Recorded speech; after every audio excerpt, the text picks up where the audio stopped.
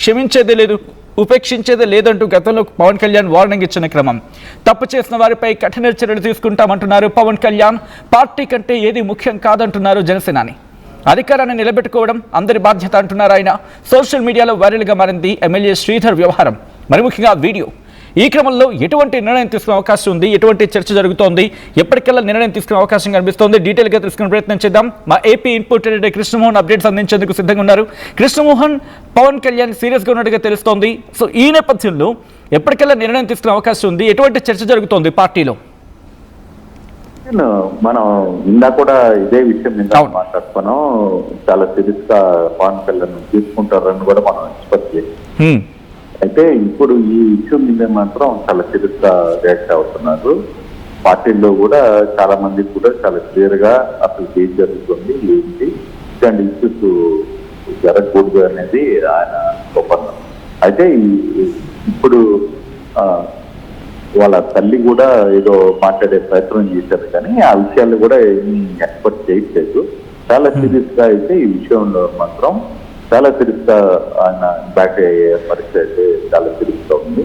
బహుశా రేపు వెళ్ళిన లోపల దీనికి సంబంధించిన వ్యవహారం మీద మాత్రం తప్పు చేస్తే ఎవరిని ఉపేక్షించేది లేదు అనేది పవన్ కళ్యాణ్ ముందుగా చెప్తున్నారు. అంటే మనం ఉదయం నుంచి చెప్తున్నాం, ఈ ఇష్యూ ఆల్రెడీ ఒక నెల ముందే వాళ్ళ నోటీస్ లో ఉంది.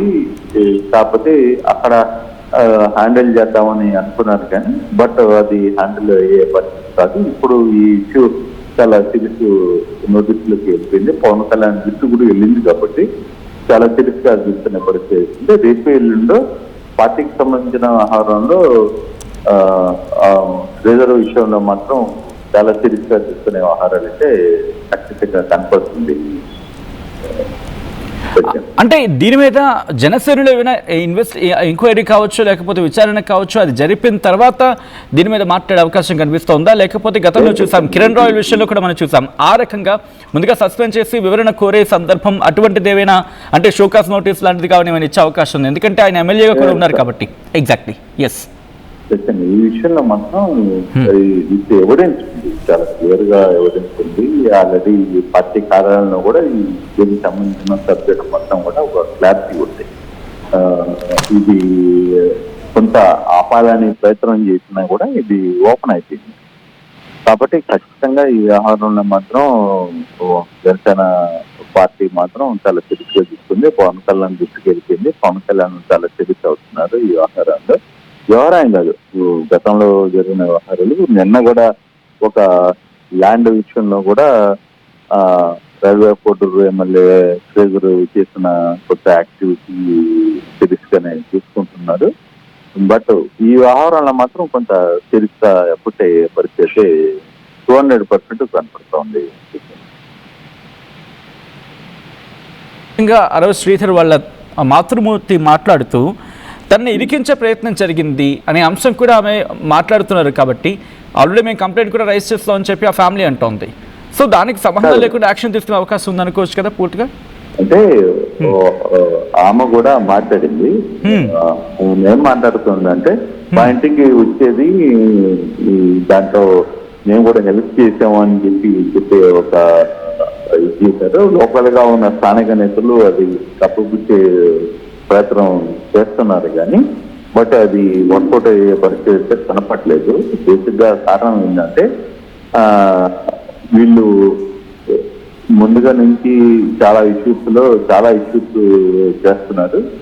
ఈ అంటే శ్రీధర్ కంటే కూడా శ్రీధర్ ని హ్యాండిల్ చేస్తున్న కడప సంబంధించిన రూపేష్ రెడ్డి కావచ్చు, లేకపోతే వీళ్ళందరూ కూడా ఈయన అడ్డం పెట్టి ఈ మిగతా విషయాలన్నీ చేస్తున్నారు అనేది ఒక పెద్ద చర్చ జరుగుతోంది.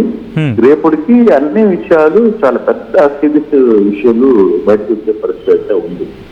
ఆర్టీవీ ఎక్స్క్లూజివ్ గా ఇచ్చిన దీంట్లో మాత్రం చాలా విషయాలు బయటపడే పరిస్థితి అయితే ఉంది. Right Krishnamohan, thanks for the update. మొత్తంగా అయితే మాత్రం ఏపీ రాజకీయాల్లో ఇంకొక సంచలనం, మరీ ముఖ్యంగా ఇంకా మాట్లాడుకుంటే సెన్సేషన్గా మారింది ఉదయం నుంచి వ్యవహారం. రాజకీయంగా రచ్చరాజిందనే చెప్పుకోవాలి. ఇటు జనసేన పార్టీకి సంబంధించిన ఎమ్మెల్యే జనసేన పార్టీ ఎమ్మెల్యే అరవ శ్రీధర్పై పవన్ కళ్యాణ్ ప్రస్తుతం ఆగ్రహం వ్యక్తం చేస్తున్నారు. ఎందుకంటే ఆయన పార్టీ నుంచి సస్పెండ్ అయ్యే అవకాశం ఉంది అని కూడా చర్చ జరుగుతుంటోంది. కారణం ఆయన ఆ వీడియో, ఆ అభ్యంతరకర వీడియో బయటికి రావడం, అది సోషల్ మీడియాలో వైరల్గా మారడం ప్రస్తుతం పార్టీకి చెడ్డ పేరు తెచ్చే అవకాశం ఉంది.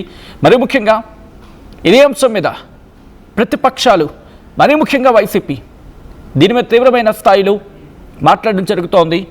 ఇంకా జనసేనాని ఎందుకు రియాక్ట్ కావటం లేదు, పవన్ కళ్యాణ్ ఎందుకు ఇంకా రియాక్ట్ కావటం లేదని చెప్పి జనసేనాని, అలాగే ఆంధ్రప్రదేశ్కి సంబంధించి కీలకంగా ఉన్న జనసేన కార్యకర్తలను ఉద్దేశించి మాట్లాడుతున్న క్రమం. ఈ నేపథ్యంలో జనసేనాని పవన్ కళ్యాణ్ ఎటువంటి నిర్ణయం తీసుకోబోతున్నారు, పార్టీ ఎటువంటి నిర్ణయం తీసుకోబోతోంది అనేది ప్రస్తుతం ఆసక్తికరంగా మారింది. ఉదయం నుంచి కూడా ఈ అంశం గురించి మాట్లాడుతున్న క్రమం. బట్ ఇప్పుడు ఆ బాధిత మహిళ కూడా మాట్లాడుతోంది. బాధిత మహిళ మాట్లాడుతున్న క్రమంలో కూడా డీటెయిల్స్ తీసుకున్నాడు అంటూ ఇటు అరవ శ్రీధర్ మీద కొన్ని కీలకమైన వ్యాఖ్యలు చేసింది. నన్ను, నా బిడ్డను బెదిరించాడు, నా బిడ్డను బెదిరించే పరిస్థితి, బెదిరించి నన్ను లొంగదీసుకున్నాడో లోబరుచుకున్నాడు అనే భావం వచ్చేలా మాట్లాడుకొచ్చారు. ఆ వీడియో ఒకసారి మళ్ళీ మీకు వినిపించే ప్రయత్నం చేస్తాను, కాస్త షార్ట్ వీడియో వినిపించే ప్రయత్నం చేస్తాను. కొన్ని అంశాలను అక్కడ ఆమె ప్రస్తావించడం జరిగింది.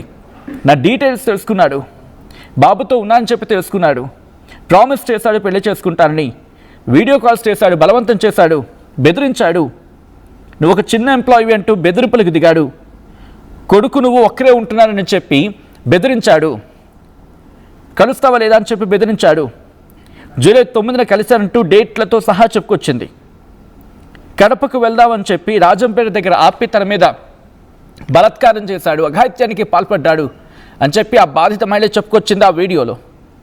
ఎప్పుడైతే బాధిత మహిళ వీడియోలో చెప్పుకొచ్చిందో ఆ తర్వాత అరవ శ్రీధర్ తల్లి కూడా రియాక్ట్ అయ్యారు, ప్రమీల కూడా రియాక్ట్ అయ్యారు. ఆమె రాత్రి 1 గంటకు 2 గంటలకు వచ్చి నా కొడుకుని ఇబ్బంది పెట్టేది, ఫోన్ చేసేది, నా కొడుకు చెడ్డ పేరు తేవాలని ఇటువంటి కుట్రలు కుతంత్రాలు జరుగుతున్నాయని చెప్పి అరవ శ్రీధర్ తల్లి అంటున్నమాట. బాధిత మహిళ మాట్లాడారు. ఒక్కసారి బాధిత మహిళ ఏమన్నారో చూద్దాం. ఈ కథను మిమ్మల్ని కాస్త కలవరపరచచ్చు, అయితే మిమ్మల్ని కలవరపడి గురి చేయడం ఆర్టీవీ ఉద్దేశం కాదు, కానీ ఇటువంటి కథనాలు కాస్త మిమ్మల్ని కలవరపాటు గురి చేసే అవకాశం ఉంటుంది. కాబట్టి దీనికి సంబంధించిన జాగ్రత్తలు తీసుకోవాలని ఆర్టీవీ సూచించడం జరుగుతోంది. This is receiving content, viewer description is advised. బాధిత మహిళ ఏమంటోంది, అరవ శ్రీధర్ వ్యవహారంలో ఆమె చేస్తున్న సంచలన వ్యాఖ్యలేంటి మీరు చూడొచ్చు. మాస్క్ కట్టుకున్నారు కదా ఆ మహిళే, ఆమె పేరు కానీ ఆమె డీటెయిల్స్ కానీ ఎక్కడ రివీల్ చేయటం లేదు. ఈ క్రమంలో ఆ మహిళ మాట్లాడారు, తన బాధను తన గుడిని వెలబుచ్చుకున్నారు. ఎందుకే ఆమె ఏమంటున్నారు, ఆమె చేస్తున్న ఆరోపణలు ఏంటి ఇప్పుడు చూద్దాం. నుంచి సరే అని చెప్పేసి నేను నార్మల్గానే మాట్లాడుతూ వచ్చాను. ఒక 2 రోజుల తర్వాత ఆయన నా స్టార్ట్ చేశారు, వీడియో కాల్స్ చేయని చెప్పేసి బలవంతం చేయడం స్టార్ట్ చేశారు. ఇదంతా కరెక్ట్ కాదండి అనేసి నేను అన్నప్పుడు అతను చాలా ఫాస్ట్గా టర్న్ అయిపోయి సీరియస్ అయిపోయి నన్ను బెదిరించడం జరిగింది. ఇది నా కోడూరు, నా నియోజకవర్గం, నువ్వు ఒక చిన్న ఎంప్లాయీవి, నీకు ట్రాన్స్ఫర్ చేయాలన్నా సరే నేనే దిక్కు, నీ మీద ఎంక్వైరీలు వేయిస్తాను, నీ కొడుకు నువ్వు ఒక్కరే ఉంటారు, జాగ్రత్త మరి చూసుకో అని చెప్పేసి బెదిరించడం జరిగింది. అయినా కూడా నేను పంపలేదు. కానీ దాని తర్వాత నుంచి కలుద్దామని చెప్పేసి నన్ను చాలా టార్చర్ చేయడం జరిగింది. కలుస్తావా లేదా అని చెప్పేసి బెదిరించడం జరిగింది. నేను కలవను అని చెప్పేసి జూన్ 14 నుంచి ఒక 20 రోజుల దాకా నేను అసలు కలవను అని చెప్పేసి భయపడుతూనే చెప్పాను. భయపడుతూనే నేను ఇగ్నోర్ చేస్తూ వచ్చాను. ఆయన ఒకసారి అన్నారు, నీ కొడుకు నువ్వు ఒంటరిగా ఉంటారు, చూసుకో, నీ కొడుకు ఏమైనా అయితే నన్ను అడగద్దు అనేసి భయపెట్టడం జరిగింది. సరే అని చెప్పేసి నేను జూలై 9th 2024లో ఫస్ట్ టైం కలిశాను అతన్ని. ఆయనే వచ్చేసి కారులో మా ఇంటి దగ్గరికి వచ్చి పిక్ చేసుకొని కడప రూట్ వెళ్దాం, కడప దాకా వెళ్దాం అనేసి చెప్పారు. ఏం మాట్లాడాలి అనేసి నేను అడిగాను. ఏమొద్దు, ఏం మాట్లాడొద్దు, కడప దాకా వెళ్దాం అనేసి చెప్పారు. కడప దాకా వెళ్లకుండానే రాజంపేట దగ్గర ఏదో పల్లె దగ్గర ఆపేశారు. మొత్తం డార్క్గా ఉంది ప్లేస్. ఎందుకండి ఆపారు అనేసరికి నాకు నువ్వు కావాలి అనేసి అడిగారు. అందరికీ నమస్కారం. ఆ వీడియోలో ఉన్న ఆ మహిళను నేను రైల్వే కోడూరులో గవర్నమెంట్ జాబ్ చేస్తూ ఉంటాను.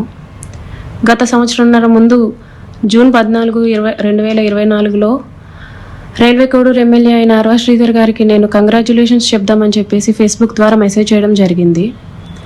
అతను మొదటి రోజు అయినా సరే నాతో 2-3 గంటలు మాట్లాడారు. లాస్ట్లో అతని నెంబర్ నాకు ఇచ్చి నా నెంబర్ అతను తీసుకున్నారు. టెలిగ్రామ్ అనే యాప్లో నాకు మెసేజ్ చేశారు. నా గురించి అంతా తెలుసుకుంటూ వచ్చారు. అంటే నువ్వేం చేస్తూ ఉంటావు. రైట్, అది ఈ అంశానికి సంబంధించి బాధిత మహిళ చేసిన ఆరోపణ. దీనికి కౌంటర్గా ఎప్పుడైతే బాధిత మహిళ బయటకు వచ్చి నాకు ఇలా అన్యాయం జరిగిందని ఆమె చెప్పుకొచ్చిందో, ఈ క్రమంలోని అరవ శ్రీధర్ తల్లి రియాక్ట్ అయ్యారు. ఆమె కూడా రియాక్ట్ అయ్యే అంశానికి సంబంధించి నా కొడుకు ఎటువంటి తప్పు చేయలేదు, నా బిడ్డ అమాయకుడు అంటూ చెప్పుకొచ్చారు ఆమె. ఈ క్రమంలో ఆమె ఏమంటున్నారు ఇప్పుడు చూద్దాం. నమస్కారం అందరికి. మాది ముక్కువారిపల్లి. మా ఇంటి ఆయన వీఆర్ఓగా చేస్తున్నాడు. నాకు బిడ్డ లేదు. నేను దేవుడు కొండకు పోయి వరపడితే నాకు బిడ్డ ఒక కొడుకు ఒక కూతురు. ఆ బిడ్డను మేమెంతో అల్లారముద్దుగా సాక్కున్నాము. సాక్కున్న తర్వాత ఆ బాబు సాఫ్ట్వేర్ గా జాబ్ చేస్తున్నాడు. అది చేసిన తర్వాత ఇంటికి వచ్చిన తర్వాత మాకు ఇట్లా ముక్కువారిపల్లి ఈ మాదిరిగా వాళ్ళు మాకు పరిచయం అయినారు.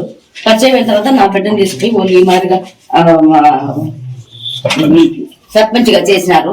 సర్పంచ్గా చేసిన తర్వాత మళ్ళా ఎమ్మెల్యే గారు కూడా వాళ్ళే చేసినారు. నా బిడ్డ అమాయకుడు, నా బిడ్డకి ఏమి తెలీదు. మా ఇంటికి క్యాస్ట్ ఒకటే కదా అని చెప్పేసి మా ఇంటికి తరచూ వస్తా ఉండింది. సాయం కోసం వస్తా ఉండింది. ఏదో లేవు వచ్చిందని చెప్పి మేము సాయం చేసినాము. చేసిన దానికి నైట్ పూట్లో కూడా వచ్చి రోజు టార్చర్ పెడతా ఉండింది. నా బిడ్డకు ఏమి తెలీదు. నా బిడ్డ అంత అమాయకుడు ఇంకొకడు ఉండడు. అంత బుద్ధిమంతుడు నా బిడ్డను గబ్బం పట్టించి నాశనం చేసింది నా బిడ్డను. అంత ఉత్తముడు ఇంగ్లేడు. వాళ్ళ దగ్గరికి మేము మమ్మల్ని వాళ్ళ దగ్గరికి తీసుకుపోయి మమ్మల్ని బిడ్డను ఉత్తముడుగా చేసినారు. చేసిన దానికి కానీ ఇది ఎట్లా బయట పెట్టాలా, ఇది ఎట్లా చేయాలని చెప్పేసి ఈ మాదిరి మమ్మల్ని నా బిడ్డను టార్చర్ పెట్టి టార్చర్ లోపల ఈ నైట్ పూట కూడా మా ఇంటికి వస్తా ఉండింది. వచ్చి గుళ్ళ దగ్గర ఉండి ఎక్కడంటే అక్కడికి పోయేది. నా బిడ్డను రమ్మని చెప్పేది, మాకు ఫోన్ చేసేది.